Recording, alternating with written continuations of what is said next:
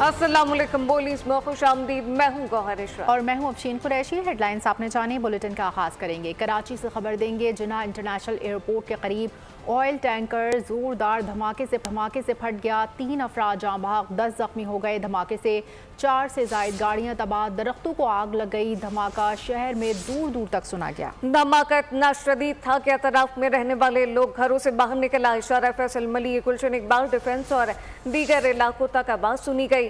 वज़ीर आला मुराद अली शाह का वज़ीर दाखिला सिंध और IG पुलिस को फोन। धमाके की नौइयत क्या थी, फौरी रिपोर्ट तलब कर ली गई है, जबकि वाक़े की हर पहलू से इंक्वायरी करके रिपोर्ट पेश करने की हिदायत की गई। शहर कायद की जमीन लरज उठी। 11:01 पर कराची में धमाका सुना गया। जिन्ना इंटरनेशनल एयरपोर्ट सिग्नल के करीब ऑयल टैंकर जोरदार धमाके से फट गया। धमाका इतनी शिद्दत का था जिसकी आवाज दूर दूर तक सुनी गई। अतराफ में रहने वाले लोग घरों से बाहर निकल आए। शारे फैसल, मलीर, गुलशन इकबाल, डिफेंस और दीगर इलाकों तक आवाज सुनी गई। रेंजर्स और पुलिस ने मौके पर पहुंचकर इलाके को घेरे में लिया। 1 घंटे की जिद्दोजहद के बाद टैंकर और गाड़ियों की आग बुझा दी गई। रेस्क्यू टीमों का कहना है कि जाँ बहक और जख्मियों को फौरी तौर पर अस्पताल मुंतकिल किया गया। और एक अंदोनाक वाक़या है। यकीनी तौर पे इस वाक़े की मजम्मत की जाएगी। आम जो है वो जानों का नुकसान हुआ है। अभी तहकीकात जारी है। पुलिस के मुताबिक हर जाविये से तफ्तीश की जा रही है। CTD और जो बाकी इंटेलिजेंस एजेंसीज हैं, उनके जो अफसरान हैं, वो तमाम इसकी जो है वो जांच पड़ताल कर रहे हैं। इस वक्त कोई भी चीज़, कोई भी स्टेटमेंट देना वो कबलस वक्त है। वज़ीर आला सिंध सैयद मुराद अली शाह ने वाक़े का नोटिस लेते हुए पुलिस चीफ से रिपोर्ट तलब कर ली। वज़ीर आला ने जख्मियों को बेहतरीन तिब्बी इमदाद फराहम करने के भी अहकामात दिए हैं। नाज़रीन, जिन्ना इंटरनेशनल एयरपोर्ट सिग्नल के करीब ऑयल टैंकर में धमाका। जाए वकुआ पर मौजूद हैं साद गुजर, उनसे मालूम करते हैं। साद, ये बताइएगा कि तहकीकात अब तक कहाँ पहुँची हैं, क्या पेशरफ्त हुई है? बिल्कुल, इस वक्त मैं जिन्ना इंटरनेशनल एयरपोर्ट के जो एग्ज़िट गेट है उसके सामने सिग्नल पर मौजूद हूँ, जहां रात गए तकरीबन 11:01 पर एक अफसोसनाक हादसा पेश आया है, जिसमें एक ऑयल टैंकर में आग लगने की वजह से एक ब्लास्ट हुआ, जिस ब्लास्ट की जद में आकर तकरीबन 7 से 8 गाड़ियाँ जलकर खाक हो गई और बहुत सी जो यहाँ पर आसपास के लोग थे वो शदीद इससे मुतासर हुए हैं। इब्तदाई मालूमात के मुताबिक 10 से ज़ायद लोग इसमें ज़ख्मी हैं इस हादसे में, जबकि 3 लोग इसमें जाँ बहक हो चुके हैं, जिनको अस्पताल भी मुंतकिल किया जा चुका है। रात गए पुलिस के आला हुकाम की जानिब से भी यहाँ का जाए वकुआ का मुकम्मल जायज़ा भी लिया गया। इस वक्त यहाँ पर आप मेरे अक़ब में देख सकते हैं, ये जगह मुकम्मल तौर पर कॉटन ऑफ गई है। रात गए यहाँ पर गवर्नर सिंध ने भी दौरा किया, IG सिंध ने भी दौरा किया और उसके साथ साथ एडिशनल IG और DIG ईस्ट गुलाम असफर महसर ने भी यहाँ का दौरा किया, जबकि गुलाम असफर महसर ने उसके जायज़ा लेने के बाद जब मीडिया टॉक की तो उनका ये कहना था कि आग लगने की जो वजूहात हैं वो अभी देखी जा रही हैं। इब्तदाई तहकीकात अभी जारी हैं, लेकिन अभी ये कहना कबल अज़ वक्त होगा कि आग लगने की क्या वजूहात थी। जबकि CCTV फुटेजेस के ज़रिए से भी जो यहाँ का जायज़ा लिया जा रहा है। यहाँ पर क्राइम सीन यूनिट जो है वो भी यहाँ पर मौजूद है। दीगर जो हसास तरीन जो हमारे इदारे हैं वो भी इस जगह का जो है वो जायज़ा लिया जा रहा है, तहकीकात की जा रही हैं। बम डिस्पोजल स्क्वाड भी यहाँ पर मौजूद है। रात गए फायर ब्रिगेड की जानिब से यहाँ पर जो आग लगी थी उसको चंद ही मिनटों के अंदर आग पर काबू पा लिया गया था। जबकि अगर मैं बात करूं एयरपोर्ट की, तो एयरपोर्ट पे तकरीबन जो फ़्लाइट ऑपरेशंस हैं वो इस वक्त मुकम्मल तौर पर बहाल हो चुके हैं, जबकि एयरपोर्ट के जो अतराफ़ के जो रोड हैं उनकी जो ट्रैफिक की रवानी है वो भी बिल्कुल मुकम्मल तौर पर बहाल है। सिर्फ एक रोड इस वक्त बंद है, जो कि एयरपोर्ट के बिल्कुल सामने एग्ज़िट का जो रोड है जो कि शारे फैसल की तरफ जाता है, सिर्फ इस एक रोड को कॉटन ऑफ किया गया है। जबकि पुलिस के आला हुकाम की जानिब से भी यही बताया गया कि इस जगह का मुकम्मल तौर पर जायज़ा लिया जाएगा और उसके बाद तहकीकात के बाद अहकामात जारी किए जाएंगे और बताया ये जाएगा कि आखिर किस वजह से जो है यहाँ पर आग लगी थी, जबकि कोई भी बात कबल अज़ वक्त होगी। अगर हम बहुत शुक्रिया साद गुजर। एयरपोर्ट सिग्नल के करीब झाड़ियों से एक शख्स की लाश मिली है। लाश को जिन्ना अस्पताल मुंतकिल कर दिया गया। कानून नाफिज करने वाले इदारों ने इसकी भी तहकीकात शुरू कर दी। ज़राए का कहना है लाश झाड़ियों से टुकड़ों में मिली। एयरपोर्ट सिग्नल के करीब झाड़ियों से एक शख्स की लाश बरामद। लाश को जिन्ना अस्पताल मुंतकिल कर दिया गया। कानून नाफिज करने वाले इदारों ने इसकी भी तहकीकात शुरू कर दी। जबकि डीआईजी इसका कहना है कि धमाके से मुताल्लिक इंक्वायरी जारी है। फॉरेंसिक रिपोर्ट आने तक कोई हतमी बात नहीं कर सकते। धमाके से मुताबिक गाड़ियों को नुकसान पहुंचा, आग लगने से ज्यादा नुकसान हुआ। नेशनल एयरपोर्ट कराची के आउटर गेट के बाहर यहाँ पे एक हादसा हुआ है और जिसमें जो हमने अभी तक की जो इन्वेस्टिगेशन की है उसमें एक ऑयल टैंकर है जिसको आग लगी है और उससे काफ़ी जो है वो कोलैटरल डैमेज हुआ है। उसमें मुतअद्दिद गाड़ियाँ जो हैं उसको नुकसान हुआ है और उसमें काफ़ी पैसेंजर जो हैं वो कुछ ज़ख्मी हुए हैं और उसमें कुछ हलाकतों की इतला है। इस वक्त सिक्योरिटी फोर्सेस ने, लॉ इन्फोर्समेंट एजेंसीज ने तमाम जो क्राइम सीन है उसको कॉर्डन ऑफ किया हुआ है। तमाम एरिया की इस वक्त बीडी हो रही है। कुछ गाड़ियों को हमने बीडी क्लियर किया गया है और कुछ गाड़ियां अभी तक क्लियर हो रही हैं। इस रास्ते को मुकम्मल तौर पे सील किया गया है। अब हम इसकी माइन्यूटली जो है वो इन्वेस्टिगेशन कर रहे हैं क्योंकि इस वक्त जो क्राइम सीन है वहाँ पे कुछ समझ नहीं आ रहा। काफ़ी आग लगने से जो है वो बहुत सारी चीज़ें डैमेज हुई हैं जिसको हम अभी असर्टेन कर रहे हैं और चूँकि इसमें बहुत सारी चीज़ें जो है वो फॉरेंसिक रिलेटेड हैं, जब तक फॉरेंसिक की रिपोर्ट नहीं आती, जब तक कोई एक्सपर्ट ओपिनियन नहीं आता तो लोकल पुलिस इसके ऊपर कोई कमेंट नहीं करना चाहती। गवर्नर सिंध कामरान टिसोरी का धमाके की जगह का दौरा। मीडिया से गुफ्तगू में कहा, अवाम कयास आराइयों पर कान ना धरें। पाकिस्तान मुआशी तौर पर मुस्तहकम होता है तो मायने खेज खबरें फैलाई जाती हैं। 30,000 के करीब लोग जो है इस वक्त गवर्नर हाउस में हैं और प्रोग्राम चल रहा है।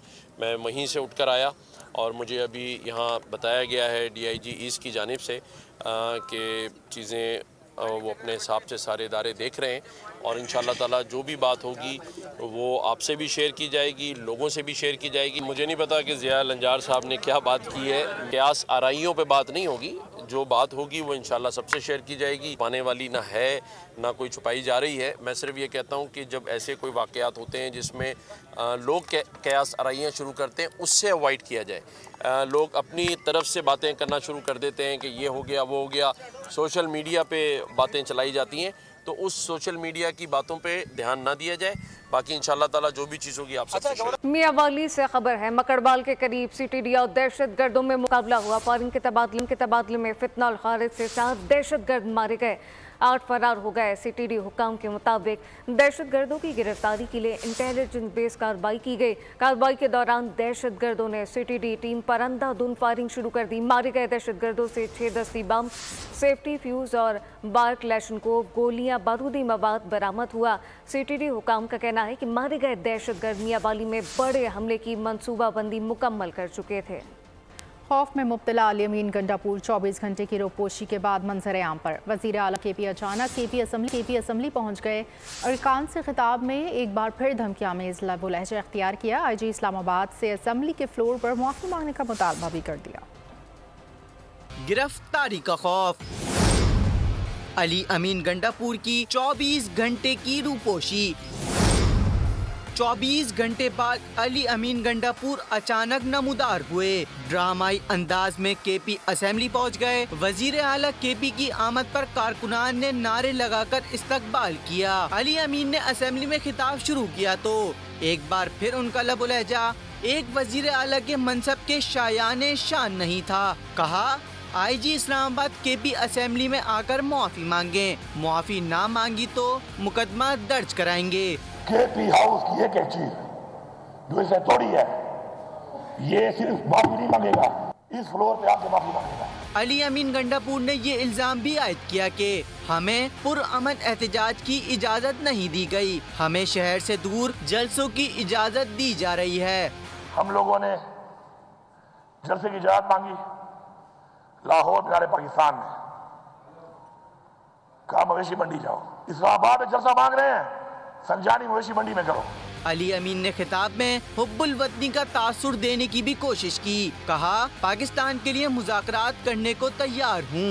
पाकिस्तान के मफाद के लिए, पाकिस्तान के लिए मुज़ाकरात करने को तैयार हूँ। वजीर आला केपी ने अपने मुकाम का भी ख्याल नहीं किया। इनका पूरा खिताब इल्जाम तराशियों, ढिठाई और हुकूमती मशीनरी पर तनकीद पर मबनी था। पुलिस और रेंजर्स के छापे के वक्त अली अमीन गंडापुर केपी हाउस से निकल चुके थे।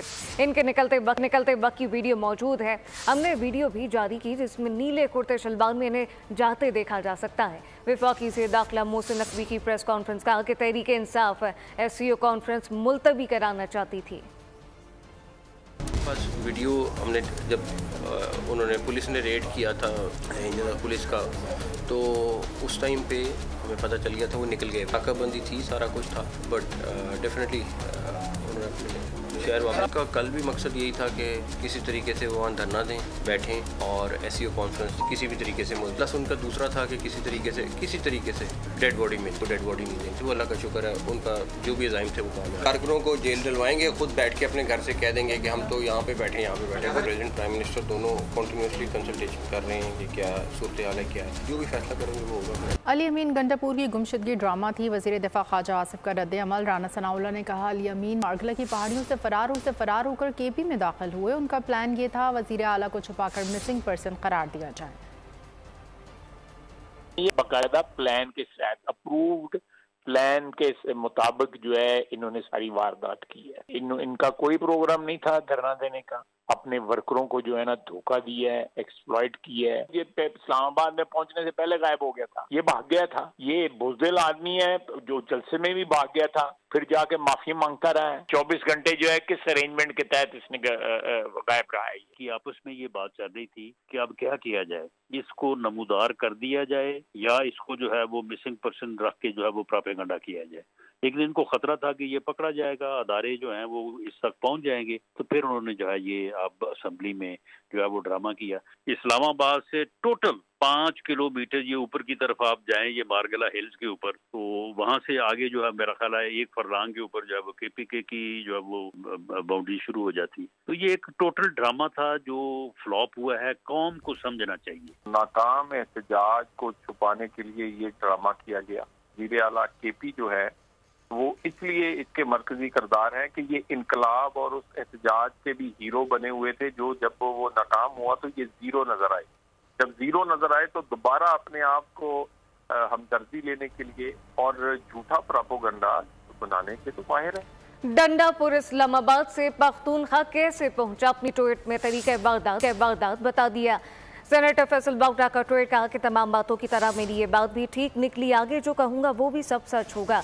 जिन PTI उहदेदारों और तज़किया निगारों ने दारू पर इल्ज़ाम लगाया था, इनका मुंह कौम के आगे काला हो गया है। गंडापुर इस्लामाबाद से पख्तूनख्वा कैसे पहुंचे, अपनी ट्वीट में तरीका बागदाद वाज़ेह किया गया। सेनेटर फैसल बाउटा का ट्वीट कहा कि तमाम बातों की तरह मेरी ये बात भी सच निकली, आगे जो कहूँगा वो भी सच होगा।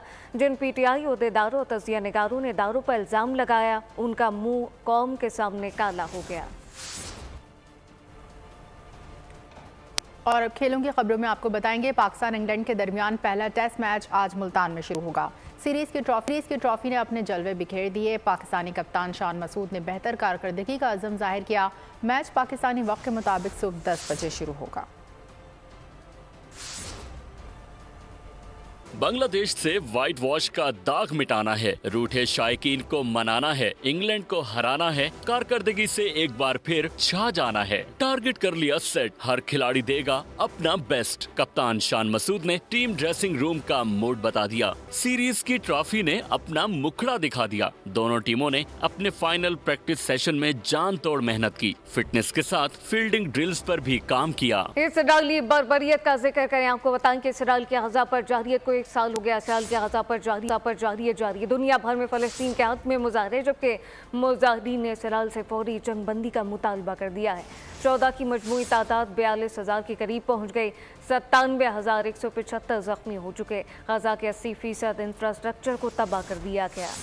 इसराइली जारहियत को 1 साल मुकम्मल, गजा तबाह बर्बाद, लाखों फलस्तीनी बेघर हो गए। इसराइल की जारहियत ने गजा के मुसलमानों का जीना दो भर कर दिया। गजा में जारी इसराइली नस्लकुशी में अब तक 42,000 अफराद शहीद और 97,000 से जायद जख्मी हो चुके हैं। 10,000 से जायद अफराद लापता हैं। 15 लाख अफराद बेघर हो चुके हैं। 15,600 फलस्तीनी बच्चे शहीद, हजारों जख्मी हो गए। 1100 से जायद असातिज़ा भी सेहूनी जारहियत का निशाना बन चुके हैं। 80% इमारतें मलबे का ढेर बन गयीं। 36 अस्पतालों में से सिर्फ 18 अस्पतालों में आर्जी सर्विसेज फराहम की जा रही हैं। इसराइली फौज की जारहियत ने 7 लाख तलबा को तालीम से महरूम कर दिया। 7 लाख से जायद तलबा मुसलसल दूसरे साल स्कूलों में जाने से महरूम हैं। सदर मुमलिकत आसिफ जरदारी ने फ़लस्तीन के मामले पर आज ऑल पार्टीज कॉन्फ्रेंस बुला ली। ज़राए के मुताबिक ऐवान सदर की जानिब से तमाम सियासी जमातों को दावतनामे भिजवा दिए।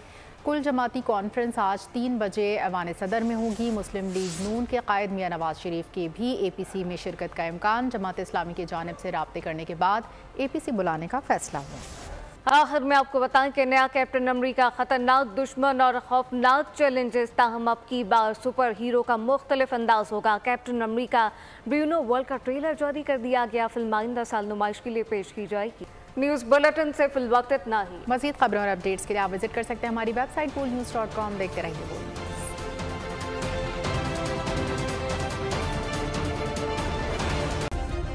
सब्सक्राइब करें और बेल दबाएं ताकि कोई खबर रह न जाए।